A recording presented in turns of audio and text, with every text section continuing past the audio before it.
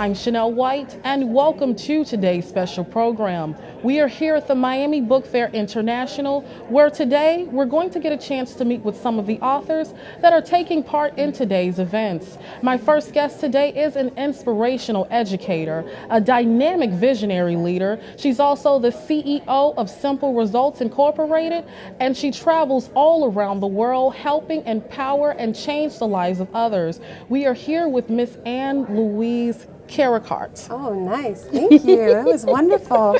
Thank you. How are you? I'm great. So happy. So I understand that you are a Miami native, and right. I understand that you also went to school here. Miami-Dade. Absolutely. Which campus did you go to? Kendall. Kendall South. campus. I don't think a lot of other campuses were around like they are today. Oh, okay. It's a little while ago.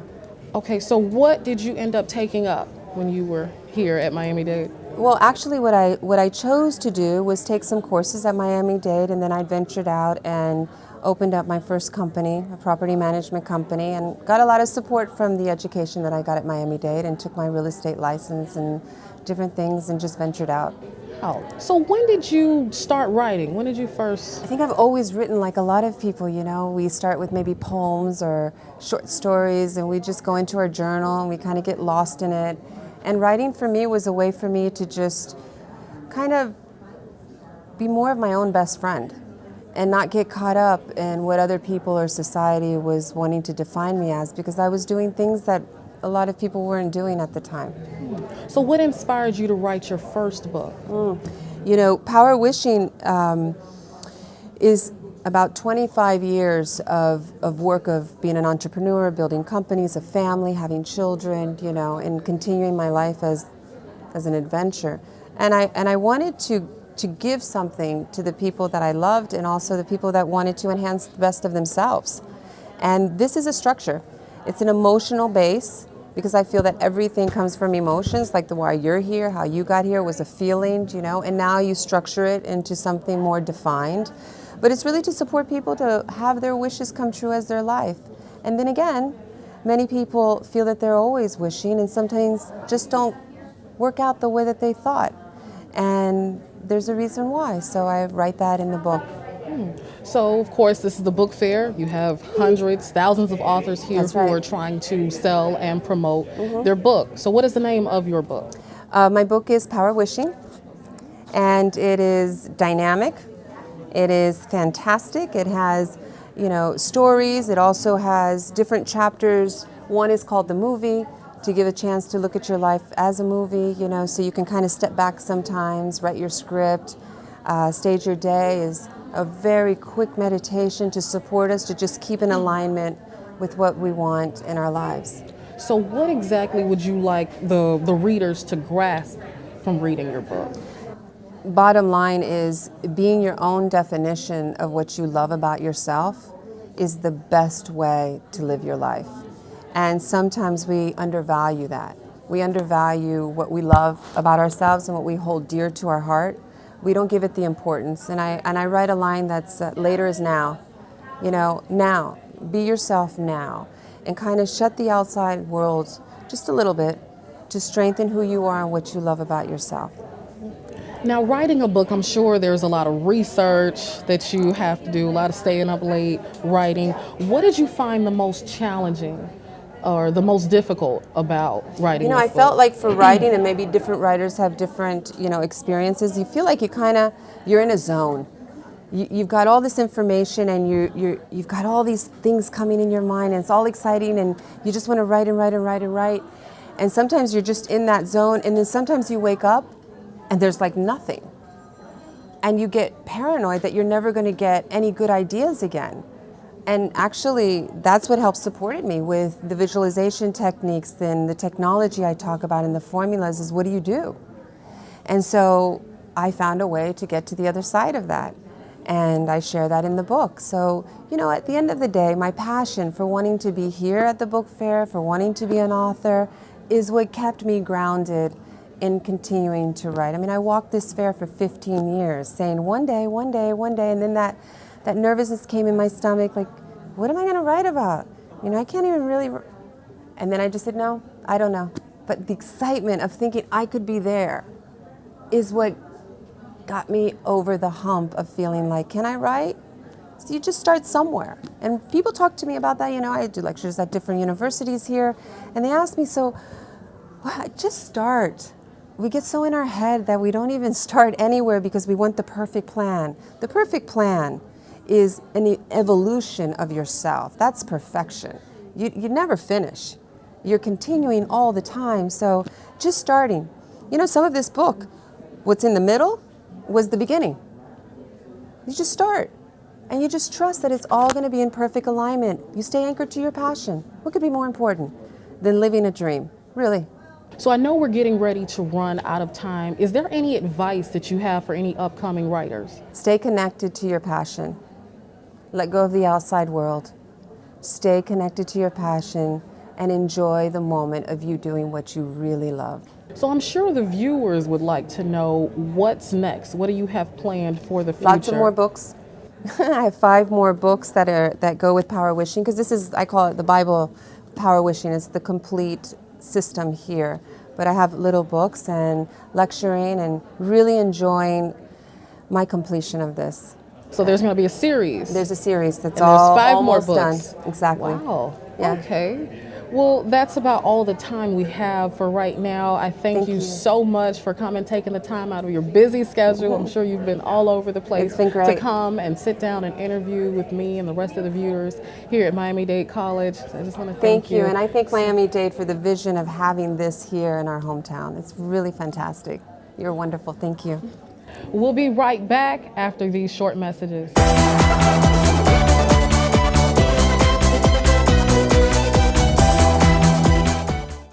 Cool programs for hot jobs. Let Miami-Dade College jumpstart your career. We offer bachelor's degrees in film and TV production, nursing, electronics engineering, information systems technology, supervision and management, supply chain management, or choose from 300 other programs to study. You can take classes during the day, evening, weekend, or online. For more info, visit mdc.edu or call 305-237-8888. Get the knowledge and training for today's in-demand jobs. Register now. Miami-Dade College.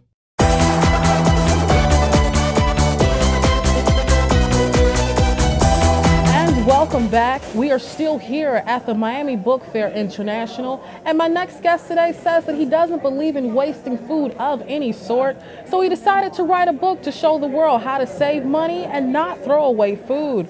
Who am I talking about? We are here with the very own Michael Love. How are you today? Great, fantastic. I'm glad to have you here. Great to be here. With us, taking the time out of your busy schedule. I'm sure you've been all over the place today, It's been interviewing, a great book so far. signings, things of that nature. Well, where are you from originally? I'm originally from New York.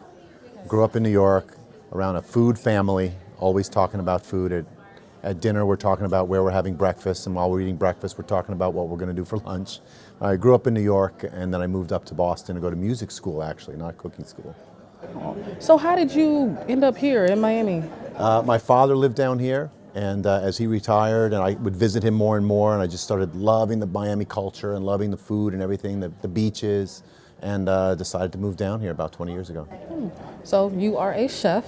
Yes. I'm assuming that you started cooking early. Very early on, yes. When did you start cooking? Well, the first full meal that I cooked for my family, I was about 12.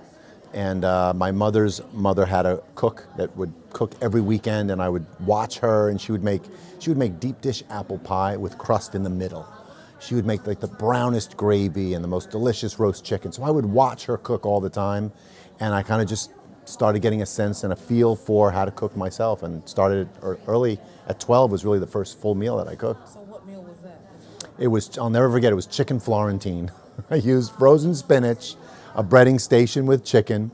It took me about 4 hours, but I got it completed, and my mother said it was one of the best chicken Florentines she's ever had. And you did that at 12? At 12, yeah. Wow, I'm 21. All I know how to do is make spaghetti. Wow. So what are some of your favorite dishes?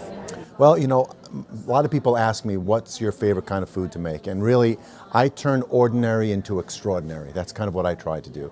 And that's the basis for this book. It's not just a book about leftovers and what to do with leftovers. It's what to do with all the ingredients that you have in your kitchen right now. So my favorite kind of stuff to make is the stuff that we, whether it's a roasted chicken, a fresh pasta, but using ingredients that I already bought. So what led you to write this book? Well, I work at Epicure. Epicure is my home. I'm the specialty chef at Epicure. It's been around for 70 years.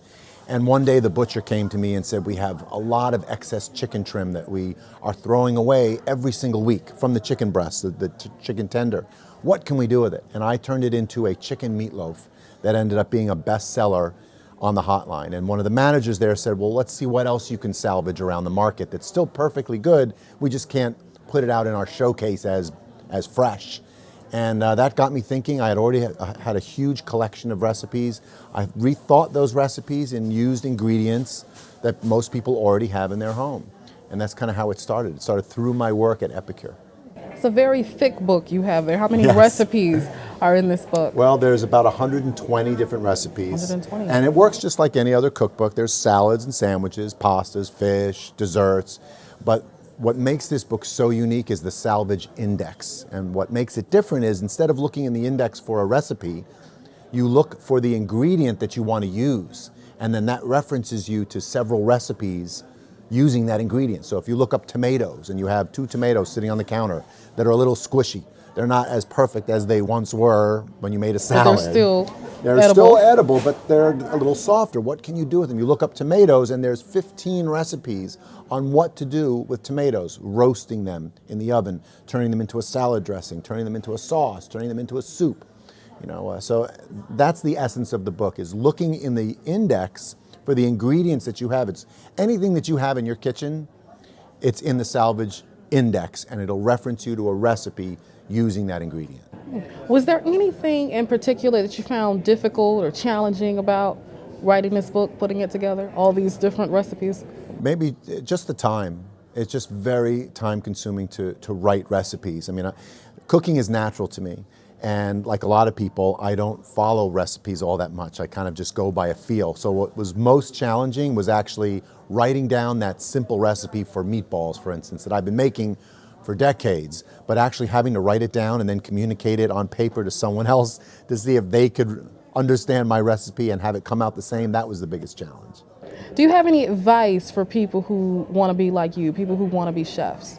Well, the best advice I could give to any upcoming student in culinary is to just keep experimenting. You never know what it is that you're going to love to do, what kind of cooking you're going to lean towards. I was speaking to someone who's going into culinary school and she loves to bake.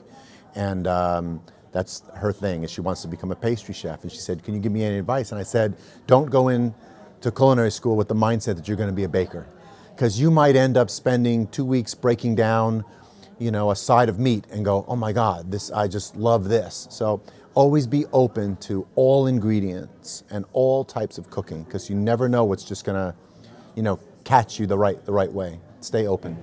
I'm sure the viewers and your fans would like to know what you have planned for the future. What is next? Well, I've got a lot of things. It's funny, this book took over 5 years to write. My second book will probably take 6 months, a little bit easier the second time around. But I have a lot of things planned. I'm looking to develop a television show, possibly around the salvage idea, whether it's going to someone's home and cooking them a meal, but using the ingredients they have in their refrigerator. So some TV, perhaps a second book, do some traveling, but continuing doing what I love to do, which is private catering parties. I love doing cocktail parties and sit-down dinners and creating new dishes all the time for small groups of people from 4 to 40. It's kind of what I love to do. So you've got a lot going on, I see. Yes. And I think that television show, I think it will be really interesting.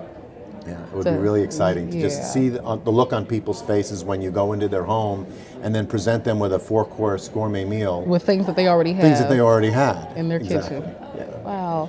Well, thank you so much for Thanks for taking the having me. time out of your day to come been a and pleasure. share this information with us. We really appreciate It's it. been a great book fair so far, really exciting. Stay tuned. We'll be right back after this short break.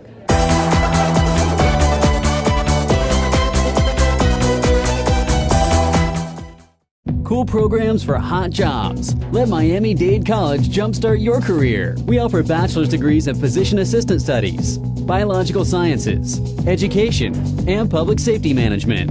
Or choose from 300 other programs. With our flexible course schedules, you can take classes during the day, evening, weekend, or online. For more info, visit mdc.edu or call 305-237-8888. Get the knowledge and training for today's in-demand jobs. Register now.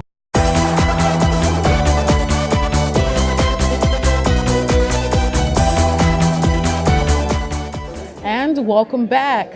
My next guest has spent over 29 years in the fire service. He holds a bachelor's degree in fire science, a master's degree in business and public management. And not only is he a Miami native, but he made history by becoming the first African-American fire chief in Miami-Dade County. Well, who am I talking about? We're here with the very own Dr. Charles U. Phillips. How are you today? I'm doing good. How are you doing? Good. I'm doing okay. I'm glad you took the time out of your busy schedule to come here with us and sit down and just tell us a little bit about your book and your story. Now, I understand that you grew up in Miami, but you weren't born here. Is that correct? Yeah, I was born in Wilmington, North Carolina, and raised in Miami, Florida since the age of 3. So, it's a book fair. You're here to tell us about your book.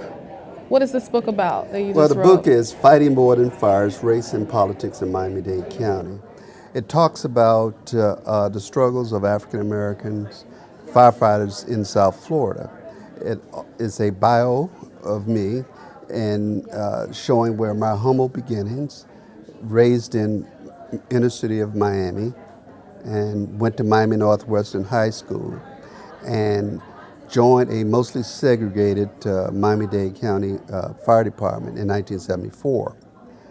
In the early 1970s, the federal court mandated that Miami-Dade County hire minorities. And I was a part of Class 28, the first predominantly African-American class. The class was composed of 40 African-Americans, 3 white males, and 5 Hispanic males. And out of that 48, and only 12 African Americans was out of the 40 was able to complete their training program. This is, of course, this is your autobiography. You're trying to get your point across. What is the main concept that you want the viewers to grasp from reading your book? Well, the main thing is I want to document history. The book is a history lesson. I think it's important for our people to understand and learn our history. Not so much to dwell on the past, but to learn from it and progress. My book is, hopefully I can inspire young adults, to reach their own dreams. If someone from humble beginnings, raised in the inner city, can achieve their goals, then they can do it as well. And so that's the focal point of the book. But it's also a history lesson because I want them to know that I didn't get here by myself. I'm standing on the shoulders of others. And I think that part is important, that we owe our ancestors, that respect to say, hey, they sacrificed, they did the civil rights marchers in order for me to have the opportunity to become the first African American fire chief in Miami-Dade County. So it's that storytelling from when I joined the fire department and progressed throughout the ranks, in spite of the obstacles and roadblocks that were in front of me. The theme of my book is the power of perseverance, showing that you need to stay focused, believe in yourself, and you can achieve your dream, regardless of what barriers or obstacles lay in front of you. Okay, so what did you find most difficult or most challenging about writing this book? Because I know at the time that you ended up leaving the fire department, there were a lot of things going on, certain allegations that you were being accused of. It was a really big mess. I think that was about a decade ago, correct? Yes, it's about almost 11 years now. And so it talks about that. That's not the focal point, but it also talk about that, and that's where the politics come in. Most people, all they see is the media, what they tell you. And this is a tell-all, behind-the-scene look, where you take the covers off and it names name and talk about the things. You know, I was at the end of my tenure, I was falsely accused of sexual harassment. Well, I was cleared of those charges, took polygraph tests. The individual refused to take one. And then when we start taking deposition, we find out that, hey, you've got a county manager behind the scene coaxing the individual, and also a county attorney trying to get evidence on me, because it was a conflict between the county manager and myself. And so that part, that's the politics involved. Involved in the book, okay. In books. So it's just pretty much your life story. Yes, the things that it's you my went life through. story. But see, it's more than that, because I think it's important, and that's why I said it's a documentation of the start of African Americans integrating the fire service in South Florida. And I think it's important to document those things so we know what occurred. And like I said, you know, the first day I arrived at the fire college, being the first predominant African American class, we were told that they didn't want us there, and we were only there because the courts forced them to be there. And our numbers declined because they were forcing us out, you know, forcing us to try to sign a resignation letter saying to explore different opportunities, you know, and I mean, we were called racial names, you know, different things like that. And so the books cover a lot of those events, you know, about what occurred and how the barriers were set in front of us. And a lot of us persevered and was able to achieve those goals in spite of those racism and obstacles that was placed in front of us. Well, I just want to thank you, Dr. Phillips, for taking the time out of your busy schedule to come to the book fair and sit down and interview with us and get your story told so that everybody can know your side and, you know, what really happens. I just thank you. Well, thank you very much for having me. We'll be right back after this short break.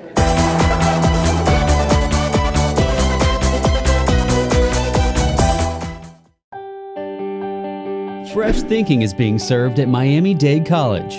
Create your own recipe for success in the evolution of food culture at the Miami Culinary Institute. Learn the skills you need to jumpstart your career in the culinary arts. Turn green into gourmet and celery into salary. Miami Culinary Institute. Food, culture, innovation. Visit us at miamidadeculinary.com. Register now. Miami Culinary Institute.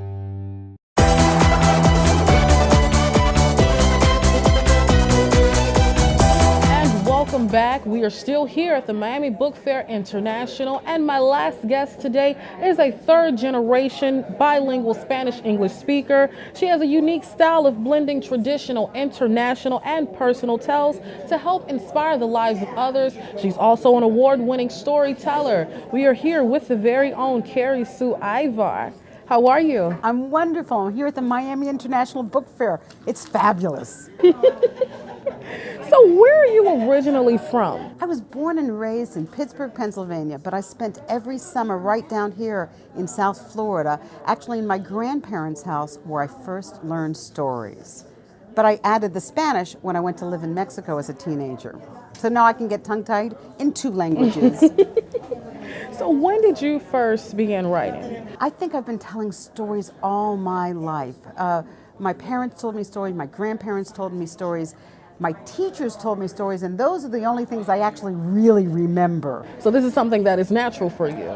In a sense, but it also has to be developed. We have to find our stories, hone them, and then find our voices for how to tell them. And when I went to live in Mexico, I had to learn to do it now in a second language. But it was there that I discovered that there were many that were well-read but had never heard the story, so I wanted to incorporate the art of storytelling as well as to the written word. How long have you been doing this for? Actually, over 40 years. Now, if you ask my mother, it was all my life, but I've been doing it professionally for almost 40 years now. And you say it's something that you really enjoy? I love it. We can connect with people. My grandfather taught me that you cannot hate someone whose story you know, and I really believe that's true. We all have such interesting stories that make us who we are, and I love sharing them because those are my inspirations, and maybe then I can also inspire somebody else to see that they can make a difference in the world. And it's fun. So do you have any upcoming projects that you're working on? Actually, I have one I'm very excited about. Which one is that? Publishing a new book. It will be out in a couple of months called Risas y Sonrisas, Smiles and Laughter, Rimas Infantiles, bilingual nursery rhymes. So all the Spanish ones that I used with my children all growing up, I translated them into English so they could also have a rhyme and a rhythm. We know that nursery rhymes and finger play are the first stories children usually hear. And if they know at least 8 by the time they're 4, no matter the language, they are the top readers by the time they're 3. So By the time they're in 3rd grade. What inspired you to write that book? Because I saw a need for it. I saw so many of my children and their friends who are now having their own children, and either they didn't know the Spanish nursery rhymes and wanted to, or they didn't know the English ones and wanted to. And I wanted to be able to pass on that next generation of the Spanish rhymes and also those that want to learn how to say it in both languages. So there are many that have never learned it, but they're learning Spanish. They want to know how to do it. So you're a natural-born storyteller. What kind of advice do you have for any upcoming authors, any upcoming storytellers? Whether it's in writing or in the oral art form, it's your story that you have to tell that's important. Find your voice, find your passion, find what makes you laugh or that you really care about, and tell that story. Hone it in your own words. I always write first orally by saying it aloud and aloud, and then comes, for me at least, the written word. But find what is the right way for you. So aside from this new book that you have coming out, when does this book come out? Is it next year? It's going to be coming out actually by the beginning of the year, next year. So aside from this new book that you have coming out, what should the viewers expect from you? Well, look for more upcoming performances of live storytelling, both in English and Spanish. I'll be doing Jewish stories at a theater in Boca Raton right after the beginning of the year. And I tell stories all over. I just got back from Kansas City, Missouri, and I'm looking forward to sharing more wherever I go and where I see and meet people. So you travel all over the world. I do travel. I travel a lot, but I love being able to tell my stories and then listen to other ones and find out about your story. Well, thank you so much. Thank you. What a Carrie pleasure. Sue. We So love much. being here. It's a great place for sharing stories one to another. Thank you so much for just taking the time out of your day to share your story with us. Time flies when you're having conversations with authors, and they have so much to share. This ends today's program. If you've missed the book fair, remember that next year you'll have the opportunity to meet with several different authors all around the world and simply enjoy the fun of reading. We hope to see you then. Until next time, I'm Chanel White, and remember, the more you read, the more you know.